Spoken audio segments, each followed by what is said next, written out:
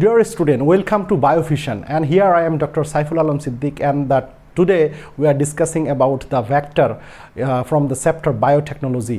জৈৱ প্ৰযুক্তিবিদ্যা চেপ্টাৰৰ পৰা মই ভেক্টৰৰ বিষয়ে আলোচনা কৰি আছিলোঁ আৰু ইয়াৰ আগৰ তিনিটা ভিডিঅ' মই এই ভেক্টৰৰ কথা আলোচনা কৰিছোঁ পাৰ্ট 1 পাৰ্ট 2 এতিয়া আহিল পাৰ্ট 3 য'ত নেকি PBR 322 যদি তোমালোকে জানিব খোজা এইবিলাক কি এইবিলাক সব কি মই ডিটেইলছ ইয়াৰ আগৰ ভিডিঅ'ত প্লেলিষ্টত আছে চোৱা বায়োটেকনলজিৰ প্লেলিষ্টত আছে তাতে ডিটেইলছ আলোচনা কৰিছোঁ সব বস্তু যে এইবিলাক কি বস্তু তেনেহ'লে এইবিলাক কি ইয়াৰ মিনিং কি PBR 322 কি ভেক্টৰ কি ক্লোনিং ভেক্টৰ কি প্লাজমিড কি সব কথা আলোচনা কৰিছোঁ গতিকে যদি সঁচাকৈ এতিয়া এই ভিডিঅ'টো যদি চাব খোজা তেনেহ'লে আগৰ ভিডিঅ'কেইটা চাই আহা তেনেহ'লে মজা পাবা ডেফিনেটলি আৰু যদি এইটো চেপ্টাৰৰ নোট লাগে তেনেহ'লে এইটো নাম্বাৰত মোৰ যোগাযোগ কৰিবা 8667222748 এইটো নাম্বাৰত তোমালোকে যোগাযোগ কৰিলে মই অসমীয়া মিডিয়ামৰ নোট বায়োটেকনলজিৰ জৈৱ প্ৰযুক্তিবিদ্যাৰ অসমীয়া নোট দি দিম লগে ইংলিছৰ নোটো দি দিম যদি লাগে ওকে ঠিক আছে আৰম্ভ কৰোঁ আজি এতিয়া টপিকটো হ'ল যে এই এন্টিবায়োটিক ৰেজিস্ট্যান্স জিন দুটা AMPR আৰু TETR এই দুটা জিন এই দুটা এন্টিবায়োটিক ৰেজিস্ট্যান্সে কেনেকৈ এই ভেক্টৰত কাম কৰে তো মই আগতে কৈছিলোঁ সো ইয়াত সিলেক্টেবল মাৰ্কাৰ কোন আছে সিলেক্টেবল মাৰ্কাৰ্স ইয়াত সিলেক্টেবল মাৰ্কাৰ্স হল AMPR and TETR সো ইয়াতে PBR 322 ভেক্টৰত যেটো বলিভাৰ আৰু ৰড্ৰিগছে আৱিষ্কাৰ কৰিছিল আৰু এটা প্লাজমিড ভেক্টৰ হয় আৰু ইয়াত দুটা ৰেজিস্ট্যান্স জিন ইউজ কৰা হৈছে ইয়াত সিলেক্টেবল মাৰ্কাৰ একচুয়ালি ৰেজিস্ট্যান্স এন্টিবায়োটিক ৰেজিস্ট্যান্স জিন ইউজ কৰা হৈছে এন্টিবায়োটিক ৰেজিস্ট্যান্স জিন তো এন্টিবায়োটিক ৰেজিস্ট্যান্স জিন এইটো ভেক্টৰত ইউজ কৰা হৈছে তো এইটো ভেক্টৰত এন্টিবায়োটিক ৰেজিস্ট্যান্স জিন কি ইউজ কৰা হৈছে নাম্বাৰ 1 ইউজ কৰা হৈছে AMPR আৰু এটা ইউজ কৰা হৈছে TETR तो AMPR का मतलब है एम्पिसिलिन रेजिस्टेंस और टेट्रासाइक्लिन मतलब TETR मतलब टेट्रासाइक्लिन रेजिस्टेंस ये आर का मतलब TETR का मतलब रेजिस्टेंस मतलब बाधा तो टेट्रासाइक्लिन और एम्पिसिलिन है कि टेट्रासाइक्लिन एम्पिसिलिन हल एंटीबायोटिक जो बैक्टेरिया एगेन्स्टत काम करे रेजिस्टेंस मारि पेलाय बैक्टेरिया तुम्हारे टेट्रासाइक्लिन खुआ एम्पिसिलिन बजाৰৰ পৰা কিনি আনি খুৱা বেমাৰত তোমালোকৰ যেতিয়া জ্বৰ হয় সৰ্দি হয় তেতিয়া তোমালোকে এম্পিচিলিন টেট্ৰাসাইক্লিন ডক্টৰে প্ৰেছক্ৰিপশ্যন কৰে এটা হল এন্টিবায়োটিক তো সেইটো এন্টিবায়োটিক জিন ইয়াতে ইউজ কৰা হৈছে যেটো জিনে এম্পিচিলিন ৰেজিস্ট্যান্স কৰে যেটো জিনে টেট্ৰাসাইক্লিন ৰেজিস্ট্যান্স কৰিব পাৰে কাৰ এগেইনষ্টত টেট্ৰাসাইক্লিন এন্টিবায়োটিকৰ এগেইনষ্টত ৰেজিস্ট্যান্স কৰিব পাৰে ইয়াত থকা জিনটোৱে তো এই দুটা কিয় ইউজ কৰা হৈছে মই কৈছো what is the function of selectable marker और फंक्शन की सो फंक्शन चलिए फंक्शन जान लेते हैं तो सिलेक्टेबल मार्कर का फंक्शन है यह वेक्टर को अगर किसी होस्ट के अंदर डाल दिया आपने किस में डाल दिया एक बैक्टीरिया में तो डालने से पहले क्या करेंगे तो इसमें आप फॉरेन DNA को घुसाएंगे तो मान लीजिए आज फॉरेन DNA को घुसा देते हैं कोई जगह पे तो किस जगह पे घुसाएंगे इस जगह पे घुसाते हैं तो फॉरेन DNA को ऐड करने का टाइम आ गया चलिए फॉरेन DNA को ऐड कर लेते हैं तो फॉरेन DNA कहाँ ऐड करेंगे ये जो एरिया है इसमें ऐड करेंगे चलिए मान लेते हैं ये वाला फॉरेन DNA है तो पहले ये पोर्शन काट लेते हैं देखिए ये काट दिया किससे काटा इस पोर्शन तो बोलिए ये पोर्शन किससे काटा ये पोर्शन हम किससे काट दिया ये जो पोर्शन है हम कट दिया है एक रेस्ट्रिक्शन एंजाइम यूज़ करके कौन सा एंजाइम रेस्ट्रिक्शन एंजाइम तो रेस्ट्रिक्शन एंजाइम क्या है उसके लिए वीडियो बना रहा हूँ वाइट कीजिए तो अभी जान लीजिए रेस्ट्रिक्शन एंजाइम क्या होता है एक केसी होता है क्या होता है एक केसी होता है जो मोलिकुलर सीजर बोला जाता है रेस्ट्रिक्शन एंडोन्यूक्लियस रेस्ट्रिक्शन एंजाइम बोला जाता है जिससे क्या करते हैं DNA को कट कर सकते हैं DNA मॉलिक्यूल को कट करने का तरीका कौन जानता है ये एंजाइम जानता है इसको क्या बोलेंगे हम रेस्ट्रिक्शन एंजाइम तो रेस्ट्रिक्शन एंजाइम से इसमें काटा तो इसमें कौन सा रेस्ट्रिक्शन एंजाइम से काटा तो इसमें क्या था ये वाला देखिए ये रेस्ट्रिक्शन एंजाइम इसमें रिकॉग्निशन सीक्वेंस था किसका था इसमें था BAM-ACE1 ये BAM-ACE1 का रिकॉग्निशन सीक्वेंस यहाँ था इसलिए BAM-ACE1 रेस्ट्रिक्शन एंजाइम से हम यहाँ काट दिया चलिए तो BAM-ACE1 से काट दिया हमने तो BAM-ACE1 ये जो रेस्ट्रिक्शन एंजाइम है ये रेस्ट्रिक्शन एंजाइम से यहाँ से काटा और ये देखिए खाली हो गया अभी इसके अंदर हम फॉरेन DNA को डाल सकते हैं लेकिन देखिए इधर TETR का जो एंटीबायोटिक रेजिस्टेंस का जीन इधर था वो जीन भी गायब है तो हम देखिए TETR को भी हटा दिया यहाँ से, क्योंकि यहाँ से सीक्वेंस को हमने काट के बाहर निकाला और वही जगह पे हम इंट्रोड्यूस कर रहा हूँ एक नया चीज़, एक नया जीन को इंट्रोड्यूस कर रहा हूँ। इसको फॉरेन डीएनए बोला जाता है। देखिए ये नया जीन को इधर इंट्रोड्यूस किया, ये देखिए ये वाला पोर्शन है फॉरेन जीन, ये वाला पोर्शन को हम नया डाल रहे हैं। तो इसमें देखिए ये वाला पोर्शन हो गया फॉरेन जीन और फॉरेन डीएनए। तो फॉरेन डीएनए को हम इधर डाल दिया, तो अभी ये हो गया रिकॉम्बिनेंट डीएनए, ये हो गया रिकॉम्बिनेंट डीएनए। तो रिकॉम्बिनेंट कॉम्बाइनेशन, किसका कॉम्बाइनेशन? दो डीएनए का कॉम्बाइनेशन। ये था प्लाज्मिड वेक्टर जो बैक्टीरिया का था, ये प्लाज्मिड वेक्टर का बैक्टीरिया का डीएनए है, और इधर देखिए फॉरेन डीएनए को घुसा दिया। मान लीजिए फॉरेन डीएनए, फॉरेन कोई भी जीन हो सकता है, जैसा ह्यूमन का इंसुलिन जीन मान लीजिए, इसका इधर ह्यूमन का इंसुलिन जीन को घुसा रहा है, तो ह्यूमन इंसुलिन जीन इधर घुसा दिया। तो इधर घुसाने के बाद इधर कितना टाइप का डीएनए हो गया? देखिए ये सारा डीएनए बैक्टीरिया का है और ये वाला डीएनए ह्यूमन का है। तो दो टाइप का डीएनए एक साथ हुआ, कॉम्बाइनेशन हुआ। इसके लिए ये डीएनए को हम अभी बोलेंगे रिकॉम्बिनेंट डीएनए। क्या बोलेंगे? Recombinant DNA. मतलब दो डीएनए एक साथ, दो टाइप का डीएनए एक साथ। समझ में आया? तो दो टाइप का डीएनए अगर एक इनकॉर्पोरेट हो गया तो उसको हम बोलेंगे रिकॉम्बिनेंट डीएनए। और ये बनाने का जो टेक्नोलॉजी है उसको हम बोलते हैं रिकॉम्बिनेंट डीएनए टेक्नोलॉजी। चलिए, और जेनेटिक इंजीनियरिंग भी बोल सकते हैं। तो चलिए अभी इधर डाल दिया। अभी देखिए ये एमपीआर इधर है, लेकिन टेटीईटीआर इधर नहीं है, जो था लेकिन अभी इधर नहीं है। समझ में आया? तो इधर एक अंदर फॉरेन डीएनए को घुसाने के बाद यहाँ का टीईटीआर को हमने इनएक्टिव कर दिया। देखिए ये वाला जीन को टीईटीआर का जीन इधर था, फॉरेन डीएनए को घुसाने के बाद ये वाला टीईटीआर को इनएक्टिव कर दिया हमने, जो इनएक्टिव हो गया ये वाला पोर्शन। तो इसको क्या बोलते हैं बायोलॉजी का टर्म में, लैंग्वेज में, इस प्रोसेस को बोलता है इंसर्शनल एक्टिवेशन। देखिए आपका बुक में है इनएक्टिवेशन, आपका बुक में ये वाला टर्मिनोलॉजी है, बोल्ड में बनाया हुआ है, किसी को पता नहीं है क्या है मीनिंग इसका। तो देखिए हम क्लियर करके आपको मीनिंग बता देते हैं। ये देखिए इंसर्शनल मतलब हुआ, भरुआ। तो इसमें क्या भराया हमने?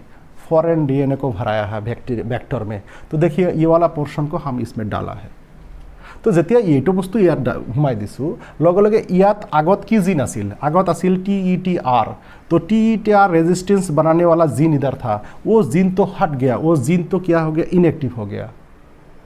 तो कुछ चीज़ इंसर्ट करने के बाद कुछ जीन इनएक्टिव होना, वो जो होता है उसको हम बोलते हैं इंसर्शनल एक्टिवेशन। तो इंसर्शनल एक्टिवेशन क्या है? अगर कोई फॉरेन डीएनए आप वेक्टर में घुसाते हैं, तो प्लाज्मिड में घुसाते हैं, तो वो जगह में जो जीन था बैक्टीरिया का, वो जीन क्या हो जाते हैं? इनएक्टिव हो जाते हैं। इसके लिए इस प्रोसेस को हम बोलेंगे इंसर्शनल एक्टिवेशन। समझ में आया? तो आरो क्लियर कर दिसु। साइकेलर चका एटा मानि लोৱা प्लाज्मिड, तो चकार एटा ठाईत मैं चका काटी उलाई दिसु जे उलाई जे गल, तो चकाखिनि हेराई गल ना, সেইখিনি হলে এইখিনি टीईटीआर এইখিনি হেরাই গল, তো এইটো ইনএক্টিভ হৈ গল সেইখিনি ঠাই। তাৰপিছত সেই চকাৰ নতুন ঠাইত মই সেই ফৰেন ডিএনএ আহি সোমালো। বুজি পালা নে নাই? তো যেতিয়া তুমি ফৰেন ডিএনএ আহি সোমাবা প্লাজমিডত, লগে লগে সেই ঠাইৰ বেলেগ বেলেগ জিনবিলাক, যিকেইটা জিন ইয়াত আছিল সবকেইটা জিন ইনএক্টিভ হৈ যায়। মনত ৰাখিবা, তাকেই কোৱা হয় ইনসার্শনাল এক্টিভেশন। ক্লিয়ার? এতিয়া এনসিআরটিত গৈ তোমালোকে সেন্টেন্সটো পঢ়া, চাবা বুজি পাবা। Insertional activation is a process where when you add or incorporate a foreign DNA within the plasmid vector, then in that portion the plasmid the genes present in that portion actually get inactivated, and that is called insertional activation. तो अभी हम question पूछ लेते हैं, अगर आपके पास answer है तो आप समझ लिया इंसर्शनल एक्टिवेशन समझ लिया।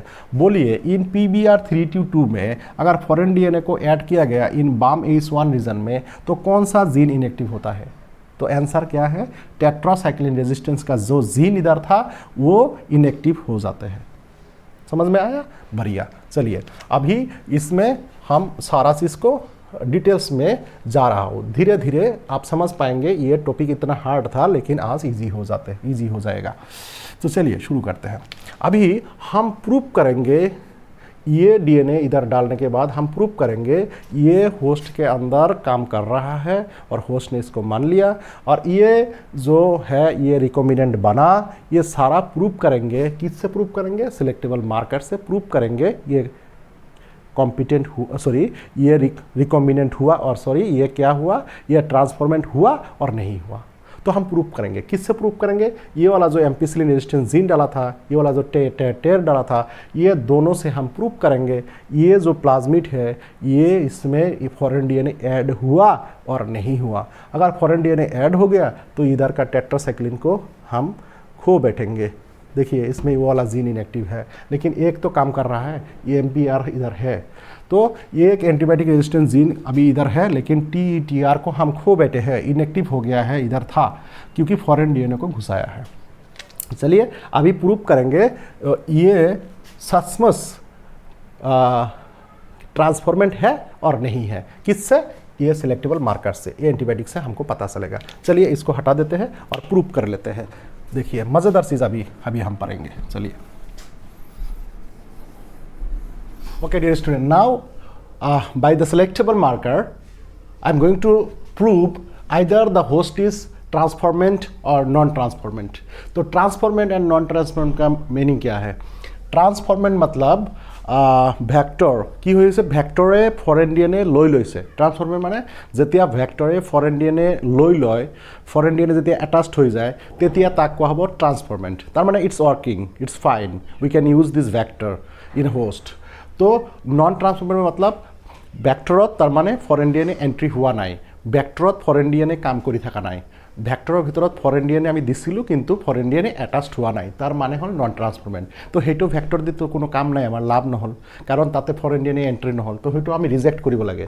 তো নন ট্ৰান্সফৰ্মেণ্টৰ পৰা ট্ৰান্সফৰ্মেণ্ট বাছি উলিওৱাৰ যিটো পদ্ধতি, সেইটোৰ কাৰণেই চিলেক্টেবল মাৰ্কাৰ ইউজ কৰা হয়। Got it? অ'কে। চ' এতিয়া চোৱা, তাৰ কাৰণে আমি কি কৰিম, আমি দুটা কণ্টেইনাৰ ল'ম। অ'কে, চ' কণ্টেইনাৰটোত আমি যদি কি দি দিম, আমি এটা কণ্টেইনাৰত দি দিম টেট্ৰাসাইক্লিন।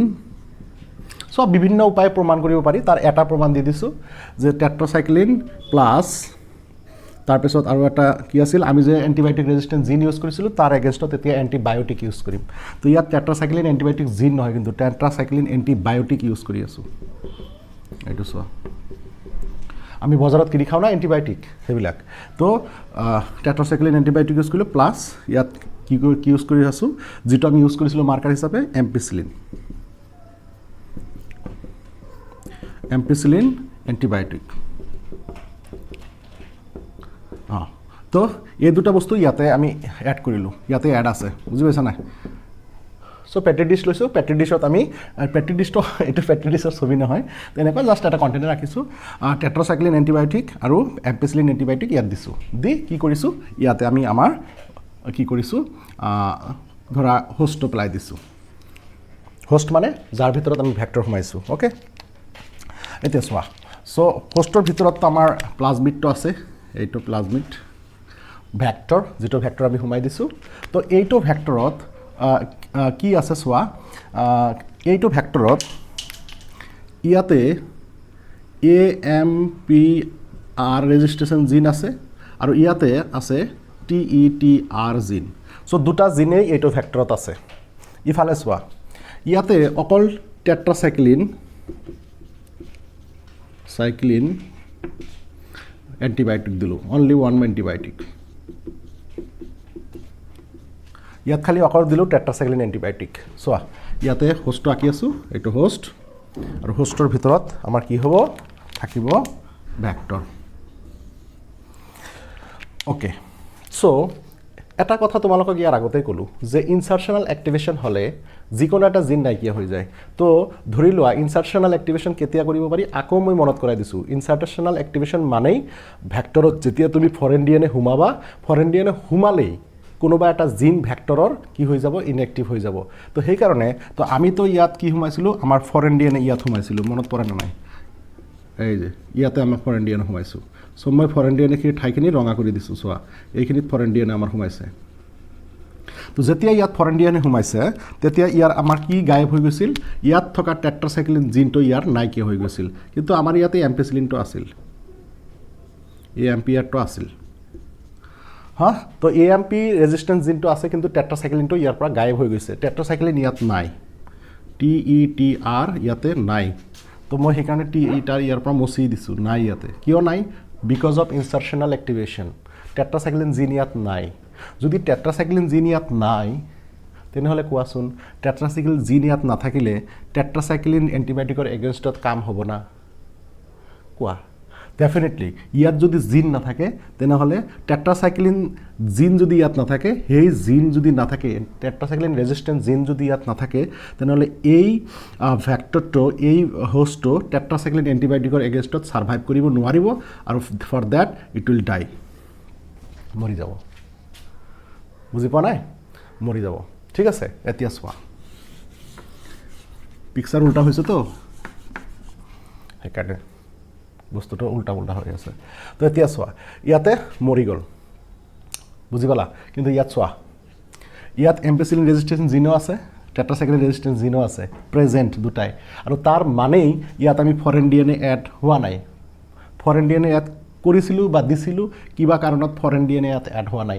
ফৰেন ডিএনএ যিহেতু এড হোৱা নাই এইখিনি ঠাইত, গতিকে TETR ইনচাৰ্চনেল এক্টিভেশ্যন হোৱা নাই, এইটো গায়ব হোৱা নাই, ইনএক্টিভ হৈ যোৱা নাই।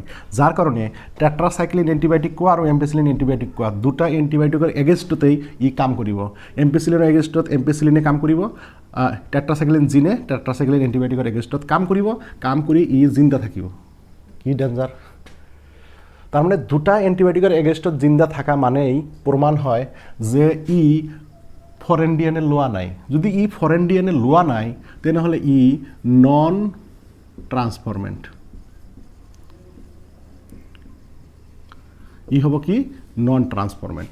কাৰণ ফৰেন ডিএনএ লোৱা নাই। ফৰেন ডিএনএ লোৱা নাই কাৰণেতো TETR গায়ব হোৱা নাই, TETR ইনএক্টিভ হোৱা নাই। সেইকাৰণে দুটা এণ্টিবায়'টিকৰ এগেইনষ্টতে বাচি আছে হোষ্টটোৱে। কিন্তু ইয়াৰ ক্ষেত্ৰত টেট্ৰাচাইক্লিন এণ্টিবায়'টিকৰ এগেইনষ্টতে কাম কৰিব পৰা নাই, কাৰণ এইখিনি টেট্ৰাচাইক্লিন জিনটো নাই। কিয় নাই? কাৰণ আমি ফৰেন ডিএনএ এণ্টাৰ কৰিছোঁ। সেইখিনি ফৰেন ডিএনএ এণ্টাৰ কৰাৰ কাৰণে টেট্ৰাচাইক্লিন ৰেজিষ্টেন্স জিনে টেট্ৰাচাইক্লিন এণ্টিবায়'টিকৰ এগেইনষ্টত কাম কৰা নাই, যাৰ কাৰণে ই মৰি গৈছে আৰু প্ৰমাণ হৈ গ'ল ই হ'ল ট্ৰান্সফৰ্মেণ্ট। গতিকে আমাৰ এনেকুৱাকৈ আমি এণ্টিবায়'টিক ৰেজিষ্টেন্স জিনৰ দ্বাৰা প্ৰমাণ কৰিব পাৰি যে আইদাৰ মোৰ যিটো ভেক্টৰ বনালোঁ এই ভেক্টৰটোত আচলতে আমাৰ ফৰেন ডিএনএ লৈছে নে নাই বা ফৰেন ডিএনএ লোৱা নাই। চ' ইয়াত ক্লিয়াৰলি দেখা গৈছে যে ফৰেন ডিএনএ লোৱা নাই আৰু ইয়াত ক্লিয়াৰলি দেখা গৈছে ফৰেন ডিএনএ লৈছে। লোৱাৰ প্ৰমাণ যি ই টেট্ৰাচাইক্লিন এণ্টিবায়'টিকৰ এগেইনষ্টত বাচি নাথাকিল, প্ৰমাণ হৈ গ'ল বাচি নাথাকিল মানে মোৰ ভেক্টৰটোৱে কাম কৰি আছে, মোৰ ভেক্টৰত ফৰেন ডিএনএ এড হৈছে। গতিকে আমি ট্ৰান্সফৰ্মেণ্ট বুলি কৈ দিম। ইয়াৰ পিছৰ প্ৰেক্টিকেলবিলাকত আমি কাম কৰি থাকিম। PBr 322 में ये PBr 322 इसमें दो रेजिस्टेंस जीन यूज़ किया गया एज ए सिलेक्टेबल मार्कर, एक है MPR, एक है टेट्रा R। ये दो सिलेक्टेबल मार्कर यूज़ किया गया इन PBr 322। और मार्केट में और भी एक है PEUC 13 मान लीजिए। ये एक वेक्टर है जो बाज़ार में है, जिसमें एंटीबायोटिक रेजिस्टेंस जीन यूज़ नहीं किया गया है। उसमें यूज़ किया गया है एक चीज़ जिसका नाम है LAG-Z। ये वाला जीन यूज़ किया गया है। तो LAG-Z आप कहाँ पढ़े थे? आप मॉलिक्यूलर इनहेरिटेंस में पढ़े हैं। मेरा देखिए, मेरा मॉलिक्यूलर इनहेरिटेंस चैप्टर का पूरा नोट्स प्लेलिस्ट में है, उसमें जाइए और लैग ऑपरेंड पढ़िए, उसमें आपको LAG-Z मिलेगा। तो LAG-Z एक जीन होता है जहाँ से क्या होता है, एक एंजाइम तैयार होता है, उसका नाम है बीटा गैलेक्टोसिडेस। बीटा गैलेक्टोसिडेस एक एंजाइम होता है, ये LAG-Z से तैयार होता है। तो PUC वेक्टर में एम्पिसिलिन रेजिस्टेंस जीन और टेट्रासाइक्लिन रेजिस्टेंस जीन यूज़ किया गया है सिलेक्टेबल मार्कर, लेकिन PUC में ये नहीं किया गया है। PUC में ये वाला LAG-Z जीन यूज़ किया गया है। देखिए, ये LAG-Z इधर सिलेक्टेबल मार्कर है, देखिए ये मज़ेदार चीज़ है। तो मार्कर्स हर वक्त एक रेजिस्टेंस जीन नहीं होता, मार्कर कभी कभी एक जीन होता है जो जीन से ही काफ़ी होता है। तो देखिए, इसका एक डिसएडवांटेजेस है, PBR 322 ने एंटीबायोटिक रेजिस्टेंस जीन 2 यूज़ किया। इसका एक डिसएडवांटेज क्या है, आपको 2 बार टेस्ट करना पड़ता है कॉम्पिटेंट और नॉन कॉम्पिटेंट के बारे में, ट्रांसफॉर्मेंट और नॉन ट्रांसफॉर्मेंट ढूंढने के लिए पहले आपको एम्पिसिलिन रेजिस्टेंस में, एम्पिसिलिन एंटीबायोटिक में डालना है, उसके बाद आपको टेट्रासाइक्लिन में एंटीबायोटिक में डालना है। तो 2 बार आपको डालना पड़ेगा। ये कॉस्टली है, ये टाइम कंज्यूम्ड है, ये 2 बार 2 अलग अलग पेट्री डिश में आपको डालने टेस्ट करना पड़ेगा कौन सा ट्रांसफॉर्मेंट हुआ। लेकिन इसमें ये 2 में नहीं लगता है, ये इजी है और टाइम भी कम लगता है। चलिए देख लेते हैं ये वाला कैसे काम करते हैं। तो अब एक क्वेश्चन भी नीट में आ सकते हैं, लैग जेड जो सिलेक्टेबल मार्कर है कौन सा वेक्टर में यूज़ किया गया, PUC 13।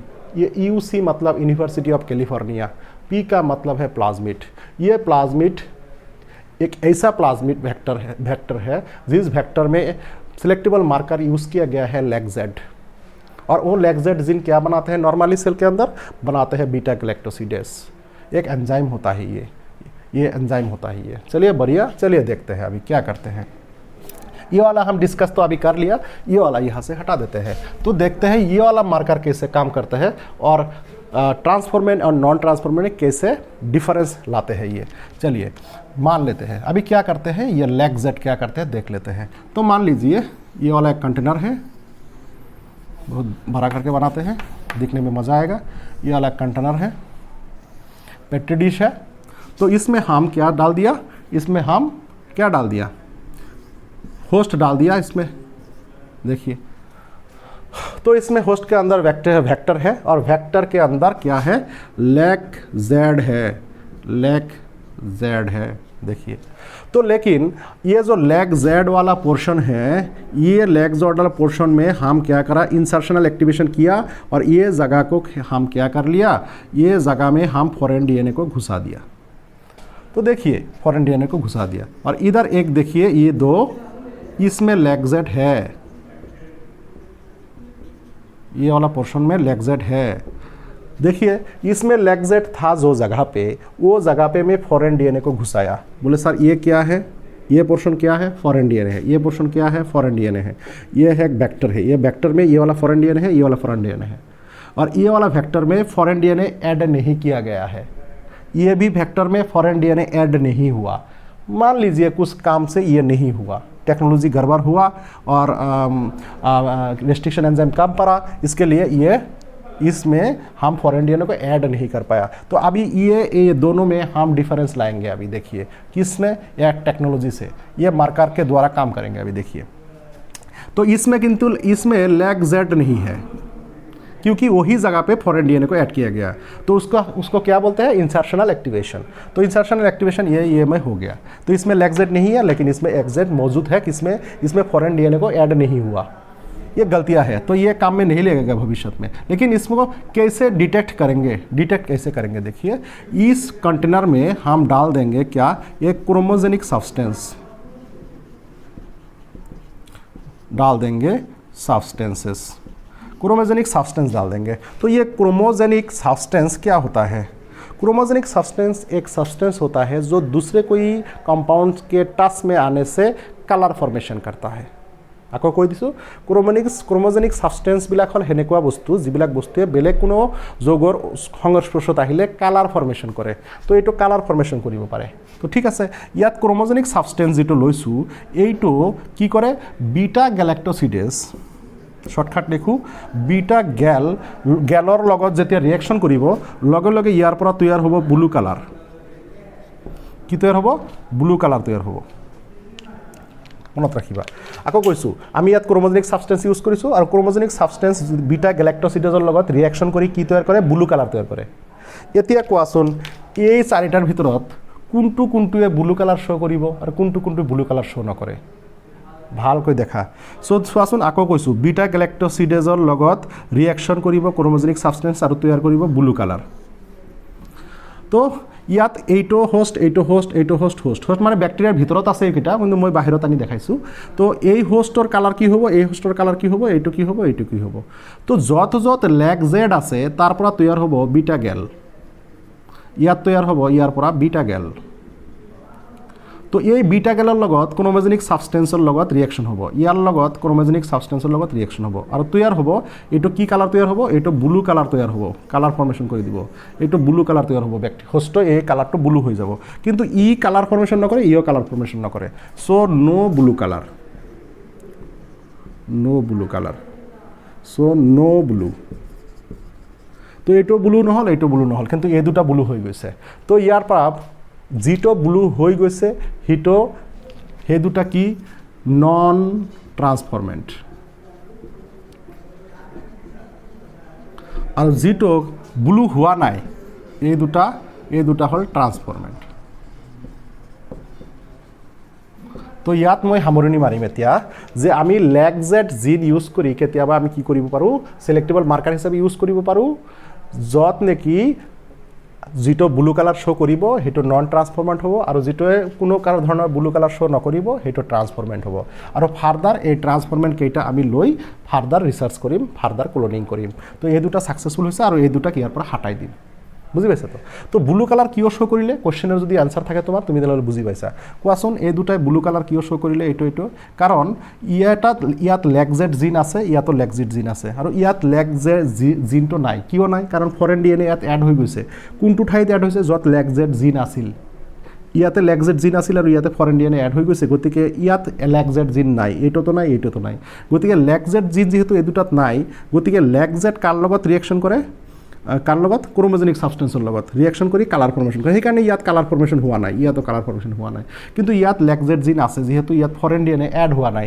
ইয়াতো ফৰেন DNA এড হোৱা নাই গতিকে লেগজেট মজুদ আছে গতিকে লেগজেট থকাৰ কাৰণে লেগজেটে বিটা গেলেক্টোচিডেজ তৈয়াৰ কৰিছে বিটা গেলেক্টোচিডেজ ক্ৰোমোজেনিক সাবষ্টেন্সৰ লগত ৰিয়েকশ্যন কৰি কি কালাৰ দিছে ব্লু কালাৰ দিছে আৰু দিয়াৰ কাৰণে আমি গম পাই গ'লোঁ এইকেইটাত দেখোন ফৰেন DNA সোমোৱাই নাই গতিকে এই দুটা ট্ৰান্সফৰ্মেণ্ট হোৱা নাই ৰিকম্বিনেণ্ট হোৱা নাই গতিকে এই দুটাক ছেপাৰেট কৰি পেলাম তো এনেকৈ আমি কি কৰোঁ আমি সিলেক্টেবল মাৰ্কাৰ লেগজেট জিন এটা ইউজ কৰি আমি কি কৰিব পাৰোঁ আমি নন ট্ৰান্সফৰ্মেণ্টক পৃথক কৰিব পাৰোঁ ট্ৰান্সফৰ্মেণ্টৰ পৰা য'ত ট্ৰান্সফৰ্মেণ্ট আমি ফাৰ্দাৰ কি কৰিম ক্লোনিঙৰ কাৰণে ব্যৱহাৰ কৰিম আৰু নন ট্ৰান্সফৰ্মেণ্ট কেইটা আমি ইয়াৰ পৰা আঁতৰাই পেলাম বুজি পালা তো ইয়াত চোৱা মই দুটা ভিডিঅ'ত এইটো ভিডিঅ'ত ক্লিয়াৰ কৰিলোঁ কেনেকৈ সিলেক্টেবল মাৰ্কাৰে কাম কৰে তো সিলেক্টেবল মাৰ্কাৰ দুই প্ৰকাৰৰ হ'ব পাৰে আজি আলোচনা কৰিছোঁ এটা ৰেজিষ্টেন্স জিনো হ'ব পাৰে যিটো PBR322 ইউজ কৰা হৈছে আৰু কেতিয়াবা এটা লেগজেট জিনো হ'ব পাৰে যিটো নেকি PUC13 ভেক্টৰত ইউজ কৰা হৈছে PUC13 ইজ এ ভেক্টৰ কেনেকৈ লেগজেট জিনে কাম কৰে কেনেকৈ সেইটো কাম কৰি ব্লু কালাৰ শ্ব' কৰে যদি ব্লু কালাৰ শ্ব' কৰে তেনেকৈ নন ট্ৰান্সফৰ্মেণ্ট তেনেকৈ ব্লু কালাৰ শ্ব' নকৰিলে ট্ৰান্সফৰ্মেণ্ট সেইটো আমি ইয়াৰ পৰা গম পালোঁ আৰু চব সৰু কুৱেশ্যনৰ তোমালোকে এনচাৰ জানিব লাগিব যে লেগজেট কেনেকৈ ব্লু কালাৰ শ্ব' কৰিলে লেগজেট থাকিছে কাৰণ তাৰ পৰা বিটা গেলেক্টোচিডেজ এনজাইম তৈয়াৰ হৈছে আৰু সেই এনজাইম ক্ৰোমোজেনিক সাবষ্টেন্সৰ লগত ৰিয়েকশ্যন কৰি ব্লু কালাৰ ফৰ্মেশ্যন কৰিছে বুজি পালা তো সেইখিনি ক্লিয়াৰ কথা মনত ৰাখিবা চ' যিমানখিনি কথা ক'লোঁ হোপ তোমালোকে বুজি পাইছা যদি বুজা হোৱা নাই তেনেহ'লে কুৱেশ্যন তোমালোকে কমেণ্ট বক্সত এৰিব পাৰা আৰু তোমালোকে হোৱাটছআপৰ যোগেদি তোমালোকে মোক কুৱেশ্যন কৰিব পাৰা আৰু যদি এইবিলাকৰ অসমীয়া নোট তোমালোকৰ লাগে ইংলিছ নোট লাগে তেনেহ'লে তোমালোকে এইটো নাম্বাৰত যোগাযোগ কৰিবা